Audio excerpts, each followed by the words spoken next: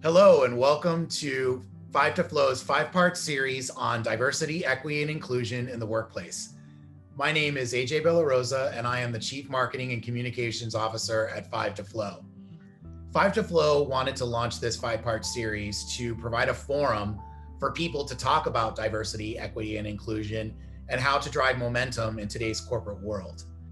Throughout my experience across the globe, I have found that the only way to improve diversity, equity, and inclusion is to understand and listen to people's stories.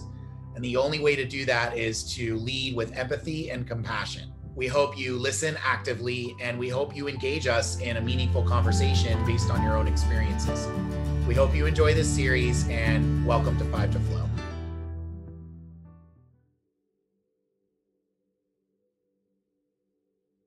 How do organizations and their leaders get past action paralysis in order to build this DEI momentum? So as you were thinking about cultures evolving, and a lot of organizations have this paralysis where they're not actually taking action. They're like either hoping things will get better or think that that token hire will make things better. So Don, let's start with you. Well, I think you have to be able to have honest conversations. So you have to have leaders in your, or employees or staff leaders in your organization who are able to come to the table and identify what those institutionalized barriers are. And as a manager or a CEO, you have to have created a culture where you're able to embrace that type of feedback from your team and from your employees. And if you don't have that kind of culture, then I think it's virtually impossible to get past that piece. You have to accept the fact that I may be an expert in this area, but I know very little about how to move the needle over here. I'm going to rely on the people who I trust to build my business with me, to also help me in this particular space. I think it's about open communication and being open to feedback. Laura, do you have thoughts on that? Yeah, I would agree with I would agree. It's also, hiring folks who might be outside to do an assessment for you, because often, look, if your car gets stuck in the mud, you don't push it out yourself, you call a tow truck. And so the same thing happens here with regards to potential action paralysis. If it's not something that you're accustomed to, and you haven't gone through the kind of deep work that enables you to do this, hire the people who are. There are loads of amazing DE&I experts who are available right now. Hire them the real money, not the discounted rate, because you want to make a real investment in this, right, and have them help you get through this. Doing the work within the organization to answer those tough questions, to have those breakout sessions, and then put some real metrics behind it, because you have to do this in a way that you would address any other problem within your organization. If you ever had a sales funnel problem, you would hire an outside firm to help you figure out what's wrong with your sales funnel. So the same thing happens here. It's like, we'll find the best leaders and the experts that you can find and help them push us forward in a meaningful and actionable way. So Leanne, in the recruiting space, are you seeing more leaders move past paralysis? Yeah, I think that there's definitely a lot of truth to what Don and Laura are saying. One, I think the action paralysis comes from the sense of discomfort of not really knowing the way forward, and really one thing to do is to just be honest with yourself about, this is an uncomfortable conversation for many of us if you haven't flexed that muscle. And two is getting that outside support is a really valuable investment to make, so that you can really understand like where your company actually sits, how people actually feel, and what are the big rock items that you need to be addressing. And those commitments to whatever it is that your company is uniquely going through is really important. So commitment and taking those small actions, but really having a game plan. And I think from a recruiting standpoint, what we see is a lot of people have a lot of organizations have varying levels of sort of self-awareness. And I think taking the time to do that deep dive and uncover what's present is the work that organizations have to do. Thank you so much for that. We've got 1 more minute left on this question. Does either Lisa or Lorena want to add anything, or we can start taking questions from the audience? Good. All right. So one came up, Don alluded to, what can companies do to support remote working mothers and help them feel included? It's a fascinating question because trying to raise kids while working remote from home, I'm sure is pretty tough. Has anybody helped manage that well for anyone you're coaching or company you work for? There's actually a company that I recently came across that actually is providing employee support to working mothers and families. So additional coaching one-on-one, and working mothers, I mean, especially in this day and age and returning to work, are going through even more of a challenge in readjusting because there's so many demands that are they're seeing from a home standpoint.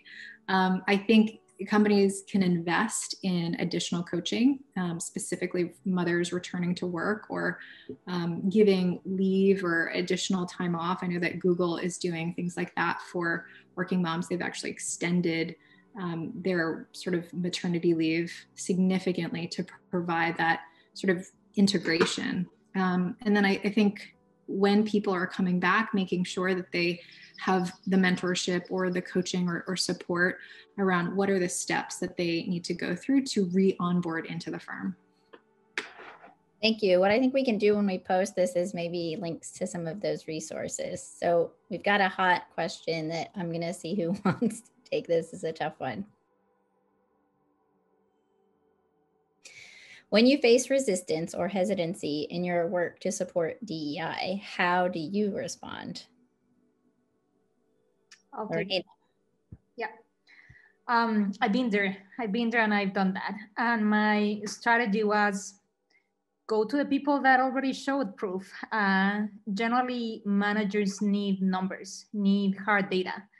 And so I am happy to share this also in the recording. There's 2 studies, one by McKinsey and one by Harvard Business School, where they show that diverse boards, first of all, they set companies up for 10% more revenue, just the board of directors. And then if you take that to other C-level suite roles, that number increases all the way to 30%. And so my advice would be, if you are insecure of how to sell the idea, or not that you have to sell it, to make people understand that it's a need, go and find the data, go on and be secure about how you're going to come to the table, because those numbers are out there. It's very easy to kind of just come with assumptions or with things that you think should work. But in reality, I think, thank God, people have been studying these for years and years. We are just not using the information properly. So yeah, I'm more than happy to share those 2 articles, because when I saw the numbers, I was like, oh my God, and why people still don't get it? Like, the numbers are there. You want money, right? Like, everyone is in this business. This is not charity. This is not. So if you want more money and if you want more revenue and profit, why on earth we're still not having the right programs in place? That's my advice. I love that. We have 1 more question in the chat, but if anybody else wants to react to that first one, Don? I'll just real quick. I think sometimes it's reframing what you're presenting and what you're offering. So people have a very narrow lens in how they see things. And so you actually have to then say, okay, well, how do I reframe this such that they're able to see the value add of what you're proposing? And it's not always evident to folks who have those blind spots. So sometimes it's up to us to interpret it for them and give them that, the value add. So. Thank you. All right, I'm going to read this last one, and then if anybody else has any more for the chat. Are there particular aspects of identity or types of diversity that you believe companies should focus on? Or should they work incrementally to improve recruitment and retention of all diverse identities? Is that possible? It's a big one. Leanne? I can sort of speak to this one. So I think first asking what diversity means to that organization is a really important question, because diversity looks so different across so many unique companies, and there are different challenges. For instance, in technology, we see a lack of diversity, a lack of gender diversity, but organizations might have a lack of racial diversity, or specific groups that are underrepresented. So I think no one sort of size fits all. And I think it's really important to ground the solutions in what is uniquely important to that organization. And the first question to really ask is, what does diversity mean to them? And where do they see the opportunities for more diversity? That's great. Lorena, is your hand up for that one too? No, okay. We've got one more in the chat. What if we moved away from the conversation about profit? It's the right thing to do. Does D&I have to be about profit? Nonprofit orgs aren't about profit and are often more diverse. Anyone have thoughts on that? I know, Lisa, you're at a not-for-profit right now. Don as well?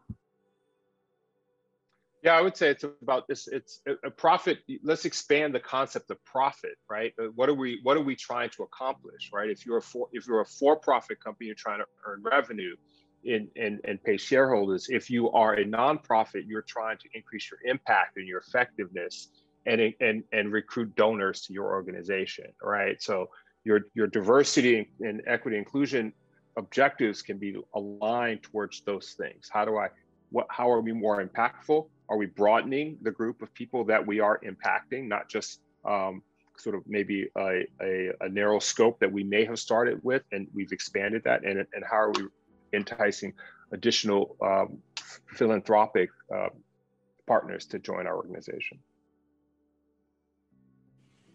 And also, we definitely need to expand what diversity looks like. We have class, we have sexual orientation, physical ability, gender, religion, and ethnicity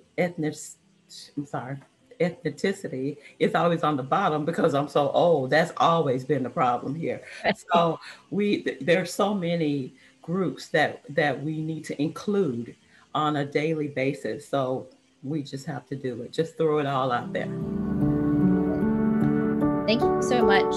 We are right at the time I wanted to end. We got through all the attendee questions. So thank you, attendees, for some really tough questions. Panelists, amazing. Any closing thoughts from anyone? Quick tip or a thing that maybe you could submit that we could put in with our post? Anything else you want to share before we close out? Okay, so I just want to express my gratitude to all of you. This has been so fascinating and helpful, such a great conversation. Thank you so much for your time and all of your thoughts on this topic, and happy International Living in Peace Day, everybody. Have a great rest of your day. Thank you, everyone. Thank you so much. Thank you for joining us on our 5-part series to talk about diversity, equity, and inclusion to promote peace, harmony, and solidarity. You can follow us on all of our social channels on Twitter, YouTube, LinkedIn, Instagram, and Facebook. Or you can also reach out to us at gratitude@5toflow.com.